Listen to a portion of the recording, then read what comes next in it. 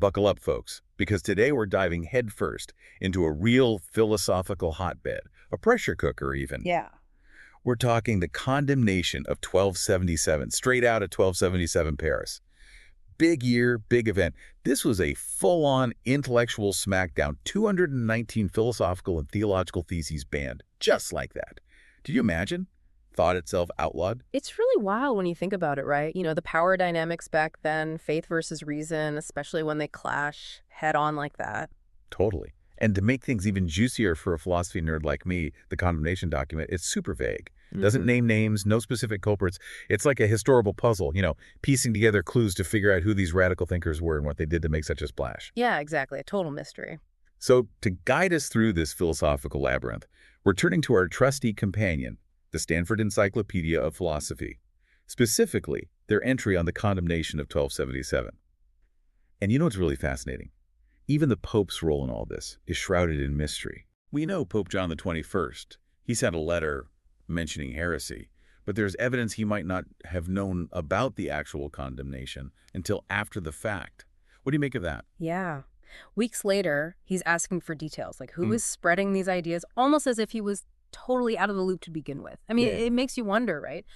What was the real motivation behind all this? Was it just about stamping out dangerous ideas, or was it more about, Bishop Tempier flexing his authority? Right, power play. Or even, think about this, what if there were these underlying political currents within the university itself? I mean, things can get pretty cutthroat in academia even back then. Yeah, you're right. So let's talk about these thinkers. Who are these brave souls daring to challenge the intellectual status quo? The names that always pop up are Siger of Brabant and Boethius of Dacia. Were they the masterminds behind this whole thing? Well, it's not that simple, is it? Sure, they were playing around with some of these condemned themes, but just pinning the blame on them or on, one specific philosophical school like Averroism, that's a bit too easy, don't you think? Okay, so maybe not the masterminds. Right. Averroism itself, it's become this kind of catch-all term used to describe all sorts of different interpretations of Averroes, the Islamic philosopher. It's way more nuanced than that. We're talking a clash of titans here, different interpretations of Aristotle, all trying to fit within the framework of Christian theology. So more of a philosophical ecosystem than a rogue group of troublemakers. Exactly. A whole bunch of different ideas bubbling up, clashing, creating this real intellectual ferment. I like that, intellectual ferment. Yeah. And to really get a taste of that, can you give us an example of one of these condemned ideas, something that really showcases this whole tension between faith and reason? All right, picture this. One of the condemned propositions, it states that God couldn't create a camel without a heart. Sounds a bit random, right? Yeah, kind of out there. But it actually gets at a really deep philosophical debate. It's about the soul's power of impression, and whether God's actions are bound by certain logical or metaphysical rules. Can a truly all-powerful being just defy the fundamental principles of existence? Or is even divine power, subject to some kind of order? Whoa, that's huge. It makes you realize that these medieval debates, they weren't just some abstract theological squabbles. They were grappling with questions that still blow our minds today. Totally. And we're just scratching the surface here. The condemned propositions cover all sorts of philosophical and theological battlegrounds. You've got questions about the eternity of the world, the nature of the soul, the limits of human knowledge, all these hot topics being debated. Really makes you think. Okay, but before we get too lost in the weeds here, we got to address this big bad elephant in the room, this common misconception about the whole double truth theory. Yes, the infamous double truth. Right.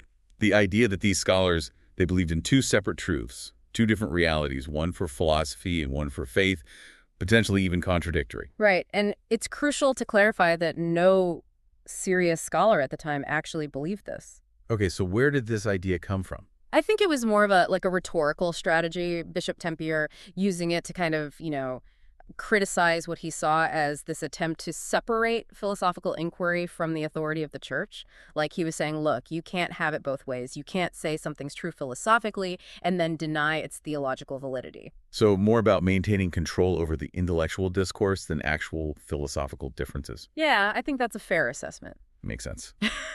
All right, speaking of control, let's talk fallout. What happened after the hammer dropped? Did this condemnation actually work? Did it achieve what it set out to do? Well, there's no doubt it had a chilling effect on some scholars. Like we see Peter of Ava, and he actually revises his views on some key issues after the condemnation, the eternity of the world, stuff like that. Speaks volumes, doesn't it? Yeah, it does. It shows you the kind of power these authorities held over intellectual life. Yeah, you don't want to get on their bad side. But, on the flip side, couldn't this suppression have actually, like, inadvertently pushed philosophers to become more strategic?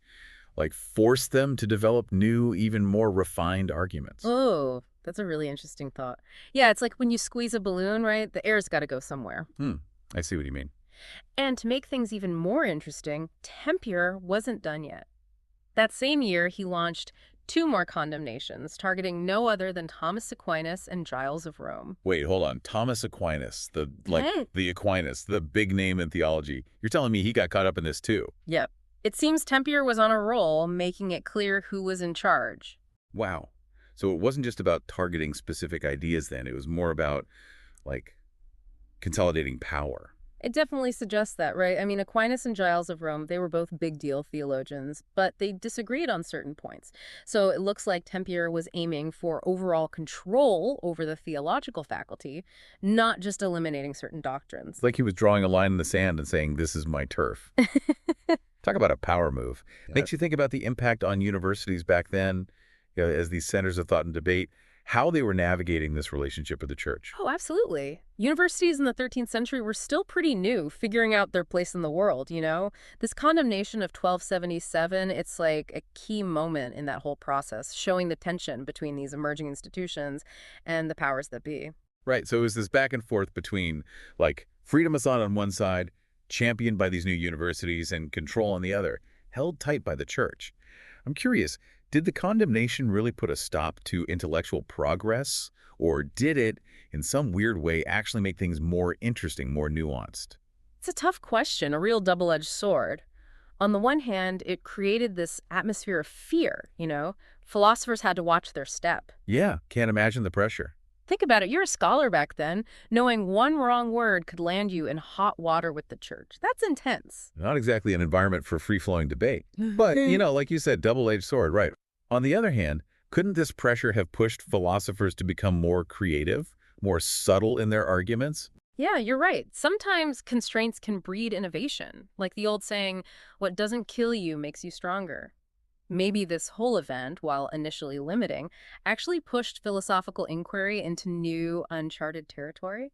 Like those condemned ideas, they went underground, simmering beneath the surface, waiting for the right moment to pop up again. I like that image, going underground. It's like a philosophical seed being planted, right? Even buried under all this authority, it still had the potential to sprout, grow in new and unexpected ways. And it's interesting, this wasn't that far off from the Renaissance, with its renewed interest in classical thought and a more human-centered perspective. That's a great point. It really makes you think about how ideas, even when they're suppressed, can find new ways to express themselves. Maybe the seeds of what we consider modern scientific and philosophical thought, they were already there, even amidst all the restrictions and controversies of that time. So instead of putting out the fire of intellectual curiosity, the condemnation might have actually made it burn even brighter. That's pretty powerful. But let's bring it back to the present for a sec. What are the key takeaways from all this for someone grappling with philosophical questions today? Well, I think the condemnation of 1277 is a stark reminder of this complex and often messy relationship between faith and reason. It's a debate that's still very much alive, even now. It highlights the fact that these two spheres, they're not always neatly separated. They intersect, they overlap, sometimes they clash in surprising ways. Yeah, you're right. It makes you think about current debates around science and religion, academic freedom, even the very nature of truth. We're still wrestling with these same questions that were echoing through the halls of the University of Paris back in 1277. Absolutely. The condemnation is like a historical mirror, reflecting back our own anxieties and uncertainties. It forces us to confront those age-old questions. Where do we draw the line between acceptable and unacceptable ideas? Who gets to decide what can be questioned and what has to be accepted as absolute truth? Big questions, big implications. Reminds us that this whole idea of intellectual freedom It's not a given. It's something we have to constantly work for, Yeah. a delicate balance that can easily tip one way or the other. Totally. And it underlines the huge responsibility that comes with intellectual freedom. As philosophers, as citizens, we have this duty to engage with these debates thoughtfully, listen to different perspectives, and stand up for the principles of open inquiry. It's like a torch being passed down through generations, a call to keep searching for knowledge, even when it challenges the status quo. Maybe that's the most important legacy of the condemnation of 1277. Makes you wonder, right? Like if we were suddenly dropped into 1277 Paris, right in the middle of all this, where would we stand? Would we be the ones risking it all for an idea? Would we risk, condemnation? That's the real question, isn't it? It's not just some history lesson, dates and names. It's about us, our values, what we're willing to stand up for. It forces us to look in the mirror and ask, okay, where do I draw the line? What's orthodoxy and what's heresy? What can we talk about? What's off limits? Especially for us as philosophers, right? Yeah. The whole point is to question, to dissect arguments, to get to the bottom of things. But then you think about those condemned propositions, the ones about God's power, the limits of reason, like just imagining God creating a camel without a heart could get you in trouble. Yeah. So where's the space for real, genuine, philosophical inquiry? And that's why this whole condemnation of 1277, it's not just some dusty old event, it's alive. It's relevant for philosophers today. It shows us this tension, this constant back and forth between accepting what we're told and pushing the boundaries, asking those tough questions. Can faith and reason really get along? Or are they always going to be at odds? And if they can coexist, what are the rules? These questions, they've been around for centuries, and they're not going away anytime soon. It's like the condemnation didn't solve anything. It just made the questions even bigger, more important. And maybe instead of silencing debate, it actually forced philosophical inquiry to change, to evolve, find new ways to express itself. Exactly. And that's a huge takeaway from all this. That human desire to learn, to understand our place in the cosmos, it's powerful, it's resilient, you can challenge it, suppress it, even force it to adapt, but it's always going to find a way to come back.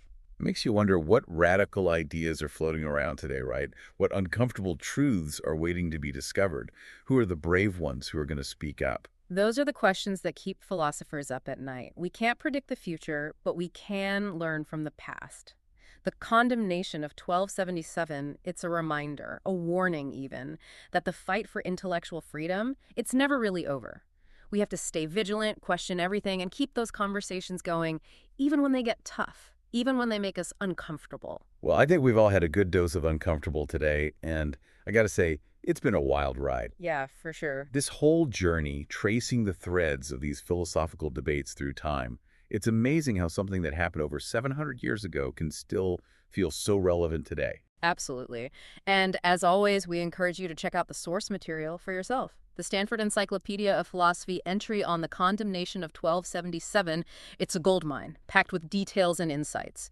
Maybe this deep dive will inspire you to do some philosophical time traveling of your own. And until next time, keep those minds sharp, those questions flowing, and keep that philosophical fire burning.